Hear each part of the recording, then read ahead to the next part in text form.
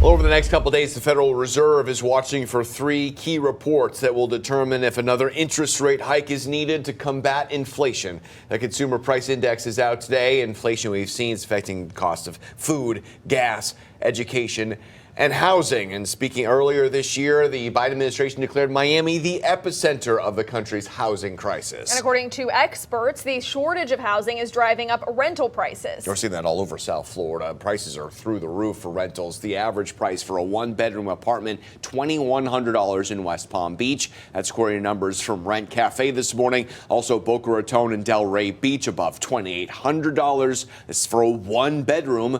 In Boynton Beach, a one-bedroom is roughly $2,300.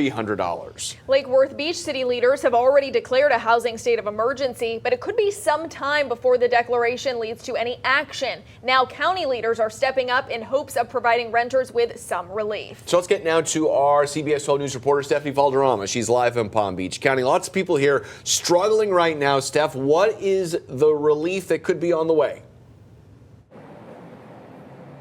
Yes, good morning. Palm Beach County leaders taking matters into their own hands. Now, later this morning, they're going to be voting on a new ordinance that does favor renters, especially because it doesn't feel like rental prices are coming down anytime soon. So let's break down what this new ordinance means. If passed later today, that new ordinance would require landlords to give a 60-day notice of a rent increase to renters. That's if a landlord is raising the rent more than 5%. Now, some commissioners feel that this would be helpful for renters and then give them more time to seek other living options. As CBS 12 News has previously reported, many renters here in South Florida have had a rent hike in the last year, in some cases of up to 50%.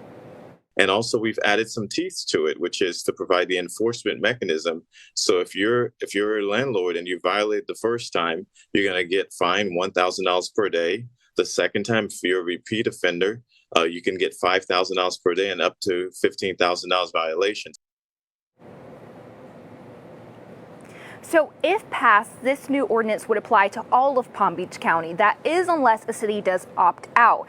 Once passed, it would go into effect immediately. Of course, count on us to keep you updated from everything that happens inside that meeting, both on air and online at CBS12.com. This year, the Palm Beach County School District unveiled a new security system that can be triggered in the event of a mass shooter on campus. But this morning, that system was accidentally activated at Wellington High School. CBS 12's Lena Salzbank has more on the panic it caused. She joins us now. A spokesperson for the school district says that a faculty member inadvertently set off the emergency alert system. And while parents were relieved to find out that there was no actual incident at the school, they still question why it was so easy to trigger this new system. It's news no parent wants to hear. A code red lockdown at their child's high school. Mass casualty incident, event location 2101 Greenview Shores Boulevard. And this is through First Alert. So I clicked for the map, I saw it was a school, I messaged my kids. Victoria Valderrama says she was just getting home when her heart sank, thinking about her two kids in 10th and 11th grade. I just grabbed my keys and was already in my car. I didn't know what I was gonna do, but I just knew, like, I'm going, like I'm plowing through something. Palm Beach County Fire Rescue says they responded and all units were dispatched, but they were called back after learning there was no actual incident. It only took me like 30 minutes to stop shaking. Valderrama says the principal of the high school immediately sent out an email addressing the false alarm. As you may be aware, the district is utilizing a new emergency alert system. Today, that system was accidentally activated. It also read in part, I realize that false alarms produce anxiety. Please know that I've put measures into place to prevent this from happening again. This isn't the first time the district has had problems with its new security system. On August 19th, another false alarm robocall led parents to believe schools in Palm Beach County were on lockdown. CBS 12 News reached out to the school district to find out what type of protocols are in place when triggering these code reds. We'll let you know when we hear back.